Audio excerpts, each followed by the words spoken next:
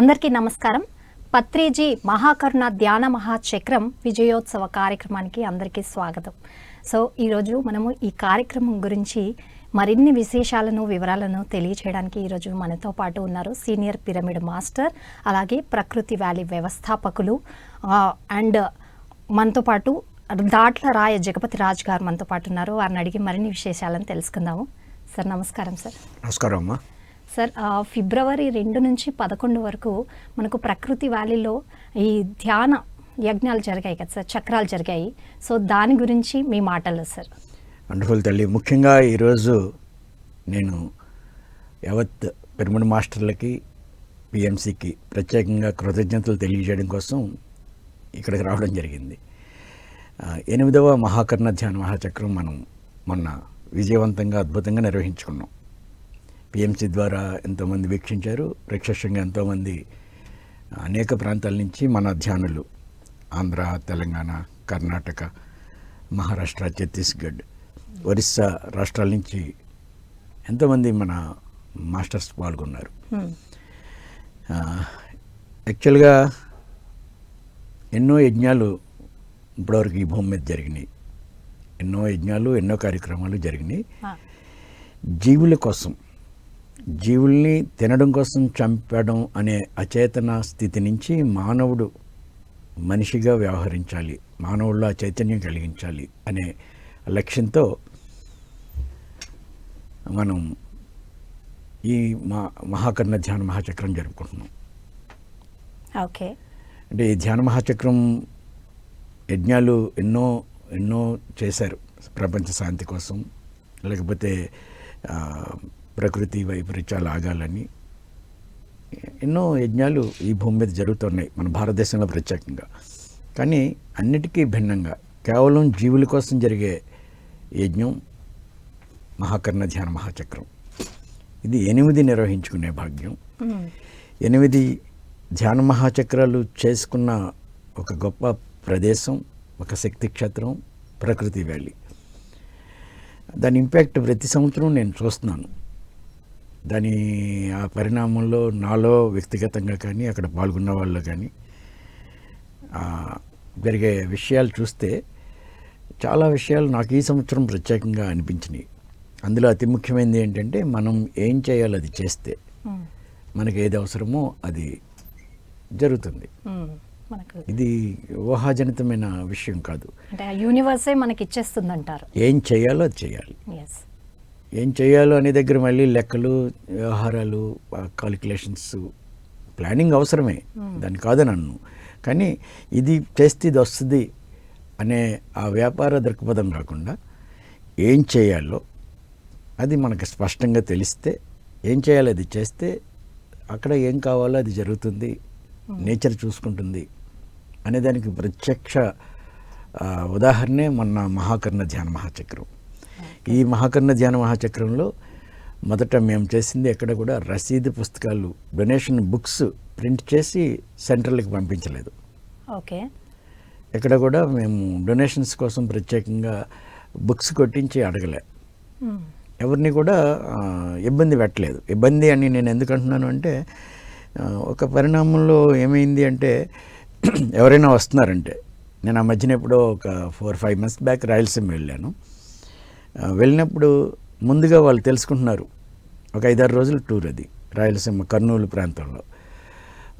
వాళ్ళు అడిగేవారట, ఎందుకు వస్తున్నారు, కడతాల పుస్తకాలు పట్టుకొస్తున్నారా, లేకపోతే ఇంకోటి ఏదైనా చేస్తున్నారా అనేది అడిగేవారు.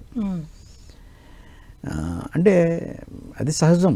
చాలా జనాలకి ఏమైంది అంటే, ఎవరైనా వస్తున్నారు అంటే వాళ్ళు ఏదో పొందడానికి వస్తున్నారు అనుకునే స్థితి జరిగిపోయింది. కమర్షియల్ పాయింట్ ఆఫ్ వ్యూలోనే ఏమీ ఆశించి వస్తున్నారు.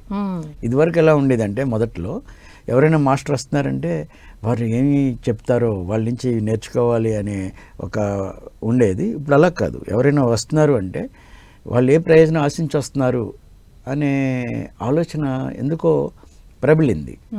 ఇది బ్రేక్ అవ్వాలి. వారు తెలుసుకోవాలి, వెళ్ళేవాళ్ళు తెలుసుకోవాలి. నా వరకు నేను తెలుసుకున్నది ఏంటంటే, నేనేమీ ఆశించి వెళ్ళకూడదు.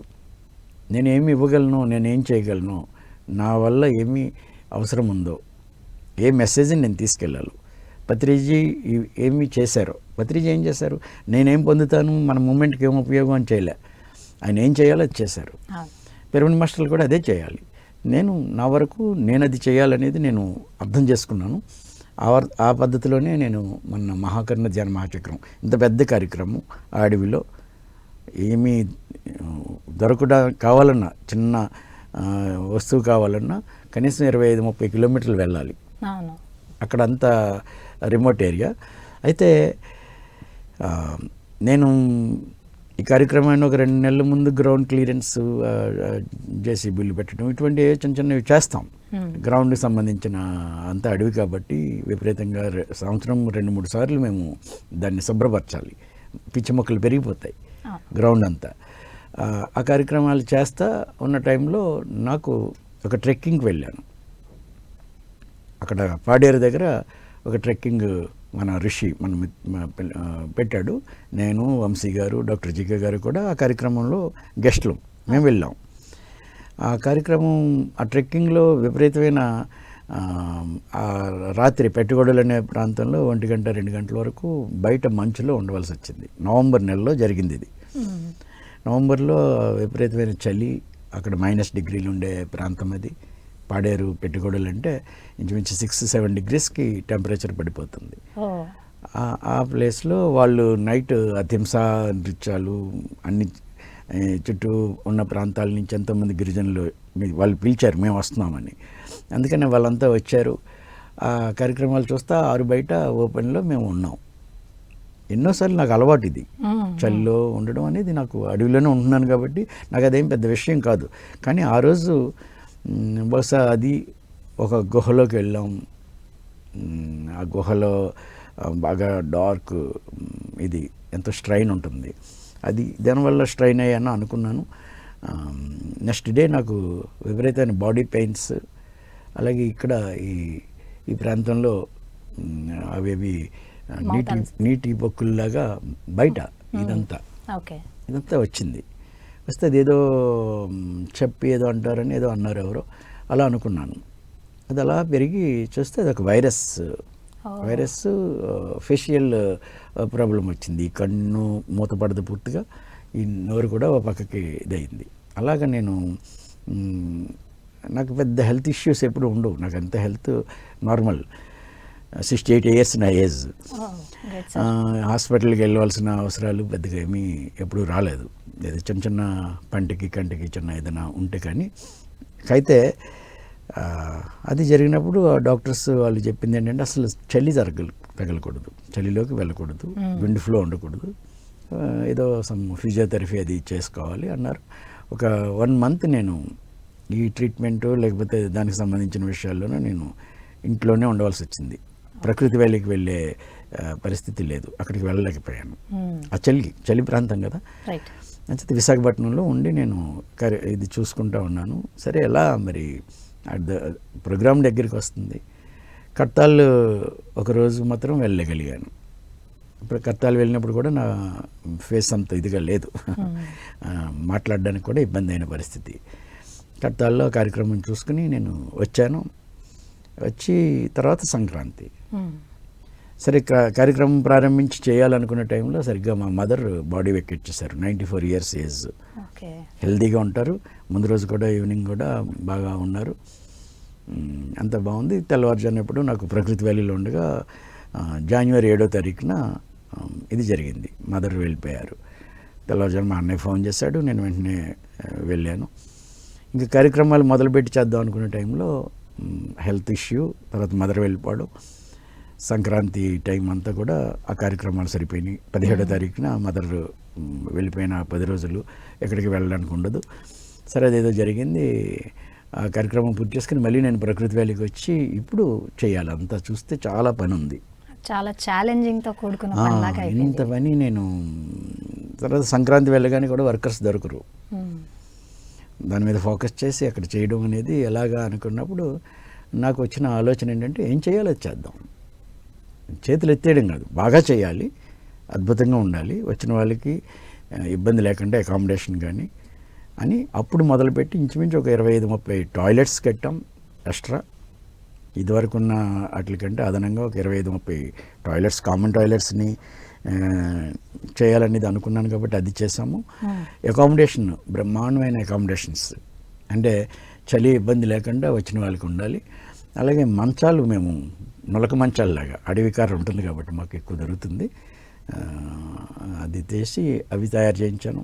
ఒక 500 మందికి మంచాలు, షార్ట్ పీరియడ్లో అవన్నీ కూడా చేయగలిగాం. ప్లానింగ్ ఎప్పుడో ఉంది, కానీ నేనుండి ఉండగలగడం, ఇంప్లిమెంటేషన్కి నేను ఉండవలసిన పరిస్థితులు ఉన్నాయి కాబట్టి అవి చేసాము. అవన్నీ దానికది ఆటోమేటిక్గా. అలాగే మాకు ఏమైందంటే ఒక వండర్, సప్లై కంపెనీ ఎప్పుడు మాకు పెద్ద ఛాలెంజ్ అది. టెంట్ లోకల్ ఇస్తారు. ఈసారి మేము డిజిటల్ స్క్రీన్ పెట్టాం. అంతకుముందు ఎప్పుడు అక్కడ లోకల్ దాంతో కొండల్లో అలాంటివి చేసేవాళ్ళు, నేచురల్గా ఉండాలి అనుకుని. సరే ఈసారి నాకు ఎందుకో డిజిటల్ పెట్టాలి, స్క్రీన్ మీద అన్నీ కనిపించాలి. ముఖ్యంగా పత్రిజీ మెసేజ్ స్క్రీన్ మీద కనబడినప్పుడు ఉండే ఇంపాక్ట్ వేరేగా ఉంటుంది అని స్క్రీన్ పెట్టాలనుకున్నాం. దానికి వేరేగా మాట్లాడాలి, జనరేటర్స్, సౌండ్, లైటింగ్ ఇవన్నీ ఉన్న టైంలో ఒక మిత్రుడు ఈ మధ్యనే ఒక ఆశ్రమం కట్టి, ఈ మధ్యనే జస్ట్ ఒక 2-3 నెలల క్రితమే అతను మన ధ్యానంలోకి వచ్చాడు. రాము అని అదే ప్రాంతంలో. ఆయన ఆశ్రమం ఓపెనింగ్కి, పిరమిడ్ ఓపెనింగ్కి నన్ను పిలిచారు. నేను ఓపెన్ చేశాను అది. అప్పుడు చూస్తే ఆయన చిన్న పల్లెటూరులో ఒక స్క్రీన్, డిజిటల్ స్క్రీన్ ఉంది. ఆయన మేము పెట్టాలనుకుంటున్నాం, ఇది ఎక్కడ తెచ్చామంటే ఇది మందే అన్నాడు. మరి మాది పెద్ద, అది 80 కూడా ఉంటుంది, పెద్ద స్క్రీన్, కట్టాల్లో స్టేజ్ అంత పెద్దది మాది.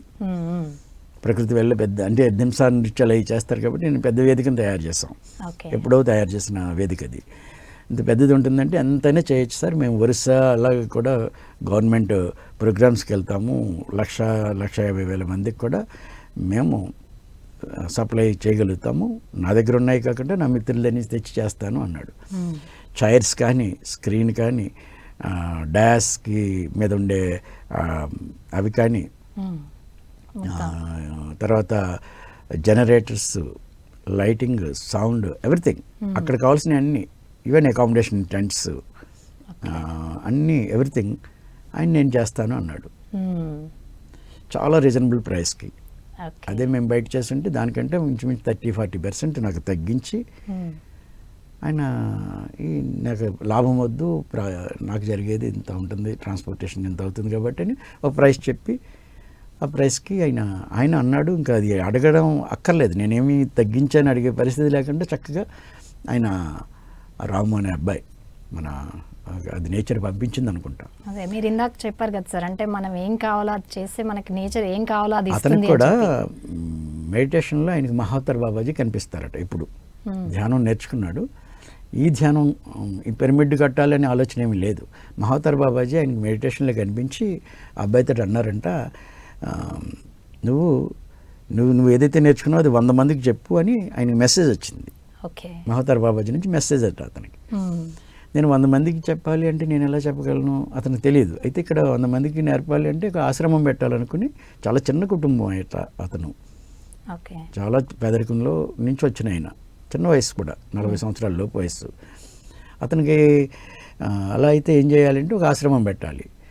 ఆశ్రమం పెడితే మళ్ళీ ఇక్కడ ఎవరుంటారు, స్వామీజీని ఎవరినో తేవాలి, ఎవరినో ఉంచాలి అనుకుంటే ఎవరు అన్నారంటే, పిరమిడ్ అయితే చాలా ఈజీ, అక్కడ ధ్యానం చాలా సులువు, ఎవరు గురువు వేరే అక్కర్లే అని ఎవరో చెప్తే, అయితే పిరమిడ్ కడదామని అతనికి అలా ఆలోచన వచ్చింది. అలా మొదలుపెట్టి పిరమిడ్ కట్టి, దానికి ఎవరిని పిలవాలి అంటే ఆ దగ్గరలో నేను ఉన్నాను, ఆశ్రమం అందే ఉంది కాబట్టి నాతో ఓపెన్ చేయించాలని ఎవరో సజెస్ట్ చేశారు, అలా పిలిచారు, అలా వెళ్ళాను. అతనికి వచ్చిన మెసేజ్ ఏంటి, ఆ ధ్యానంలో పత్రిజీ కనిపించారంట ఓ రోజు. కనిపిస్తే, అయ్యో మీరు భౌతికంగా ఉండగా నేను చూడలేకపోయాను సార్ అని కాలు దండం పెట్టబోతుంటే పత్రిజీ దండం పెట్టనేలేదట. ఆయన పత్రిజీని చూడలేదు, కానీ పత్రిజీ కనిపించారు. నమస్కారం చేయనీకంట పట్టుకుని షేక్ హ్యాండ్ ఇచ్చారట. అతనికి వచ్చిన అనుభవం అది. ఇస్తే, స్వామి నేను మిమ్మల్ని దర్శించుకోలేకపోయానంటే, ఇప్పుడైతే ఏమైంది, నీతోటి నేను ఉన్నానులే అన్నారట. అదే ఆయనకు వచ్చిన మెసేజ్. అలా అన్నమల్లన్న అతను ఏమంటాడంటే, ప్రకృతి వ్యాలీ గురించి నేను చెప్పినప్పుడు పత్రి గారు చెప్పిన మెసేజ్ గుర్తొచ్చి వచ్చాడు. వచ్చి అదంతా చూసి, ఇదంతా నేను మీకు ఏది కావాలో నేను చూస్తానంతా, మీరు స్ట్రెయిన్ అవ్వద్దు, మీరు రిలాక్స్గా ఉండండి సార్, మీకు ఏది కావాలో చెప్పండి అవన్నీ నేను చూస్తానన్నాడు. అలాగే అతను ఎక్కడ ఈవెన్ డీజిల్ ఎవరిని సూపర్వైజ్ చేయడానికి కూడా సూపర్వైజర్ని కూడా అతనే తెచ్చాడు. డీజిల్ ఎంత ఖర్చు అవుతుంది, ఎంత అవ్వాలి, ఎంత తెప్పించాలి, ఎంత మిగిలింది. ప్రతి సంవత్సరం ప్రోగ్రామ్ అయిపోయిన తర్వాత నాకు డీజిల్ ఇంత మిగిలిందని కూడా ఎవరు నాకు తెలియదు. అవన్నీ చూసేవాళ్ళు ఎవరన్నా కూడా మళ్ళీ లాస్ట్లో ఫైనల్గా నా దగ్గరికి మిగిలిన డీజిల్తో సహా ఇన్ని లీటర్లు మిగిలినవి, ఇంతలా ఉంది, అంత పర్ఫెక్ట్గా అన్నీ చూసాడు అతను. ఒక చిన్న ఇబ్బంది కూడా లేదు, స్ట్రైన్ లేదు. ఆ వింగ్ నేనేమి చూడవలసిన అవసరం లేదు. అలా జరిగిపోయింది అది విషయం. సార్ ఇప్పుడు మరి ఇక్కడ మీరు అన్నారు అక్కడ కనీస వసతులు కూడా ఉండవు, వనరులు కూడా కరెక్ట్గా లేవు అని చెప్పి. వసతులు ఉంటాయి అంటే అక్కడి నుంచి కూడా ట్రాన్స్పోర్టేషన్ కాకపోవచ్చు, ఏదైనా అంటే ఎవరైనా ఒక మనిషి రావాలి అంటే అక్కడ దాకా ట్రాన్స్పోర్టేషన్ ద్వారానే రావాలి, లేకపోతే అదర్ సోర్సెస్ కూడా చాలా కష్టంగా వెళ్ళాలి. సో అలాంటిది అక్కడికి జనాలు వచ్చి ఇంత పెద్ద ప్రోగ్రామ్ని సక్సెస్ఫుల్ చేశారు. మీరు అక్కడ ఎలాంటి లోటుపాట్లు లేకుండా చూసారు, ఇదంతా ఎలా సాధ్యమైందంటారు? అదే చెప్తున్నాను కదమ్మా. ఒకటి, మన మెడిటేటర్స్ చాలా అద్భుతమైన మాస్టర్స్, వాళ్ళన్నీ సర్దుకోవడం అనేది వాళ్ళ అలవాటు, ఏది లోపాలు ఎంచరు. పెద్ద గొప్ప అడ్వాంటేజ్ ఏంటి అంటే మన వాళ్ళు ఉన్న బ్రాడ్ అవగాహన ఏంటంటే అడవిలోకైనా ఇంకో దగ్గరైనా ఏది ఉంది ఏది లేదు అనేది పెద్దగా పట్టించుకోరు. అందరూ పాజిటివ్గా అక్కడ ఉండవలసింది ధ్యానం, మనం ఏం చేయాలనే భావంతో ఎక్కువ వస్తారు. అది ఎప్పుడు నాకు అనుభవమే. అయితే ఈసారి ఇంకొంచెం బాగా అనిపించింది ఏంటంటే వాళ్ళకి నేను చేయవలసింది చేయాలి, వాళ్ళు వచ్చి సర్దుకుంటారని నేను వదిలేయకూడదు. వాళ్ళకి కావాల్సినంతలో ద బెస్ట్ మనం ప్రొవైడ్ చేయాలి, ఏది లోటు లేకుండా చూడాలి. ఎప్పుడు ఫుడ్ మేము భోజన విషయంలో మనం అందరం బాగానే చూడగలుగుతాం,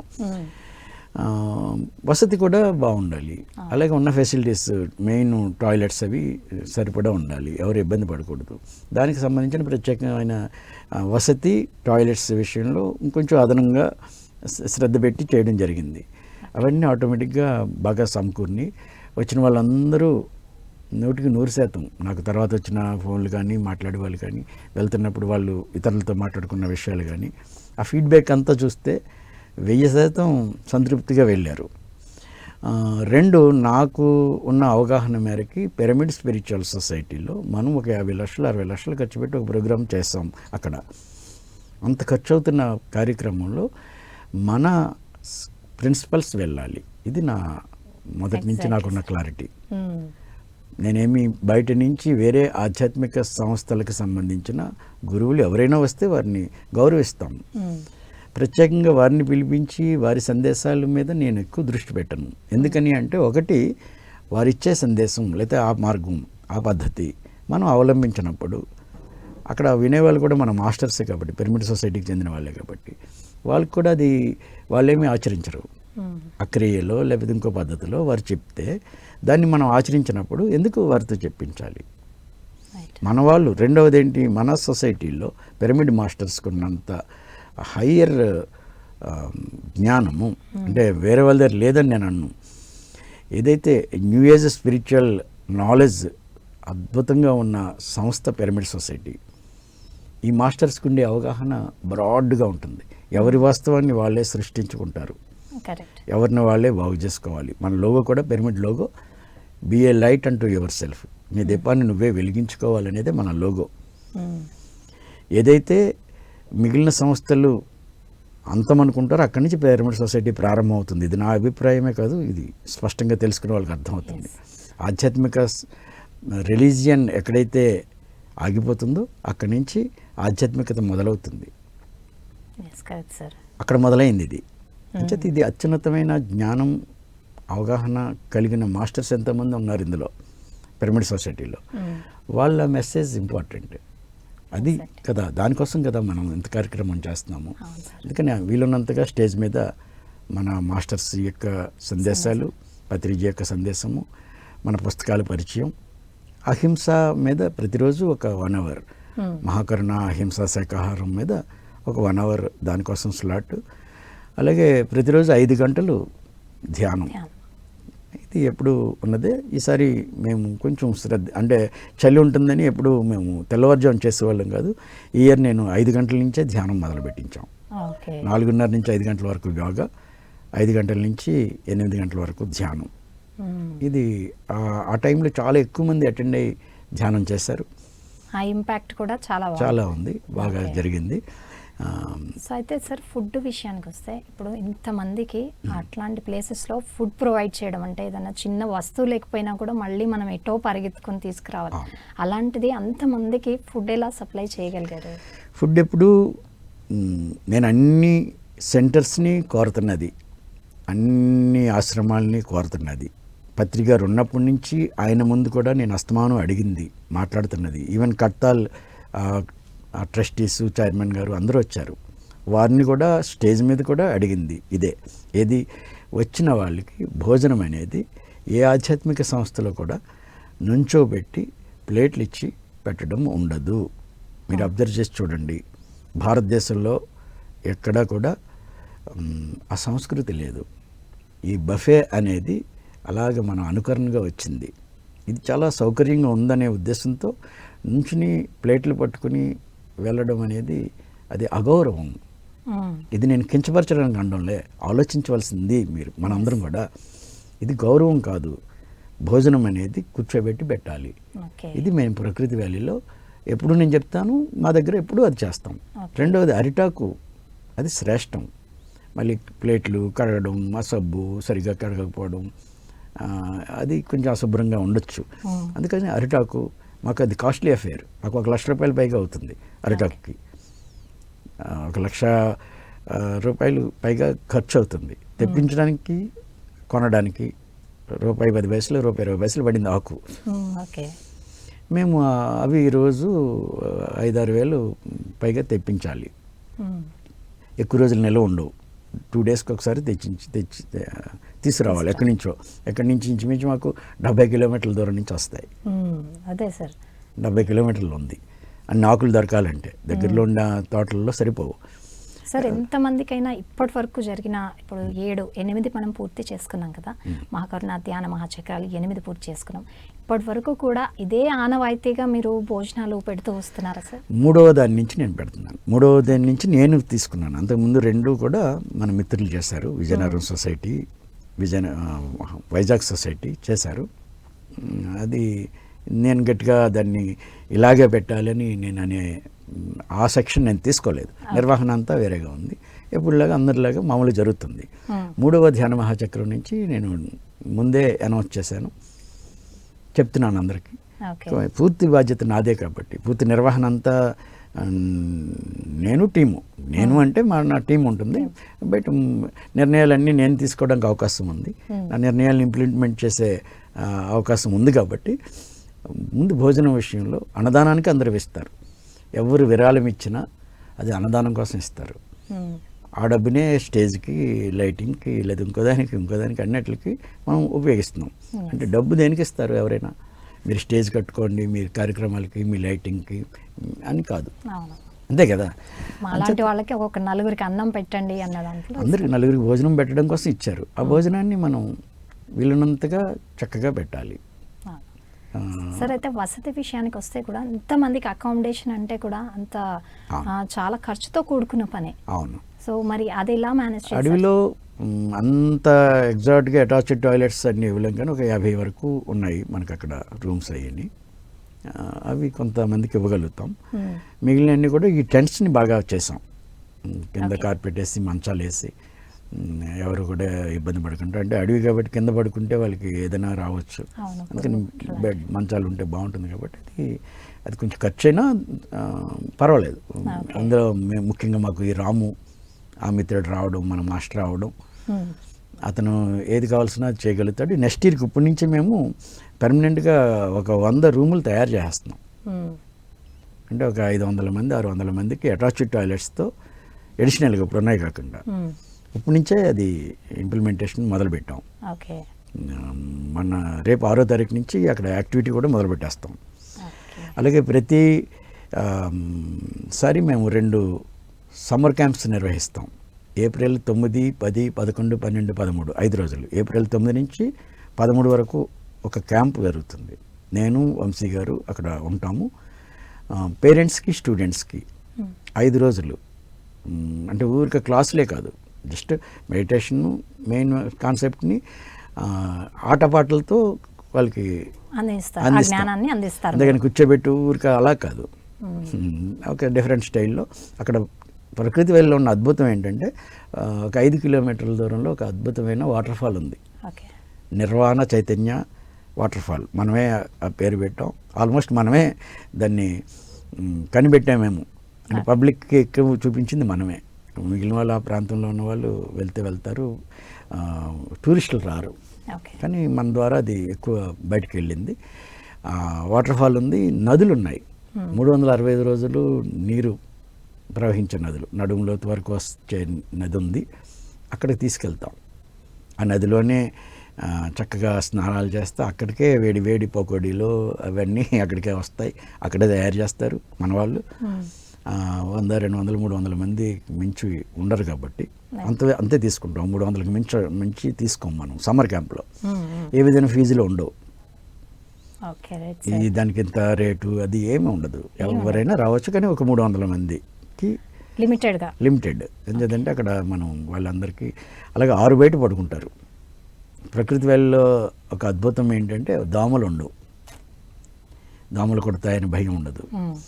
వేసవకాలం ఓపెన్లో పూర్వం ఎలాగైతే పల్లెల్లో మనం హాయిగా ఉన్నామో, మన అమ్మమ్మ తాతయ్య ఇళ్ళకి వెళ్ళినప్పుడు ఎలాగైతే ఆడుకుని అందరూ కలిసి ఉన్నామో, అలాగా మేము వరుసగా మంచాలు వేస్తాం. చాలా బాగుంటుంది. సమ్మర్ క్యాంప్కి అందరూ రావాలి. ఈ సందర్భంగా అందరికీ విజ్ఞప్తి. తెలుగు రాష్ట్రాల్లో ఎవరైతే మన ప్రకృతి వ్యాలీకి రాలేదో వచ్చిన వాళ్ళు కూడా మళ్ళీ రావచ్చు, ఏమైంది, వచ్చి ఆ సమ్మర్ క్యాంప్లో పాల్గొవాలి.